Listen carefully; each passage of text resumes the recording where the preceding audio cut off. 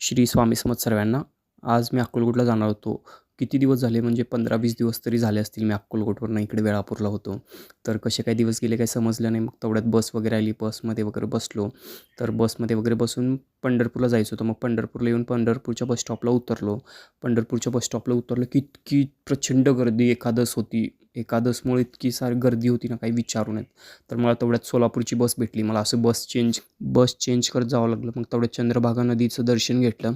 दर्शन वगैरे घेऊन मग परत सोलापूरच्या मार्गस्थ झालं. मग तेवढ्यात आलं अक्कलकोटला. अक्कलकोटला येऊन घर वगैरे असं एक 20 दिवसांनी बघितलं की एक वेगळंच काहीतरी हे होत होतं. मग तेवढ्यात घर वगैरे बघू शकताय तुम्ही आमचं घर कसं दिसतंय. तर मग थोडं स्वामींचं दर्शन घेतलं. खूप दिवसानंतर ही मूर्ती मला डोळ्यासमोर म्हणजे कायम असायचंच ते सोबत ते विषय नाही.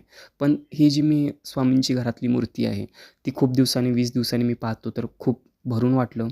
तर असे काही झाडं वगैरे मी स्वतः लावलेले आहेत. तर खूप मला वेड आहे झाडांचं वगैरे लावायचं वगैरे.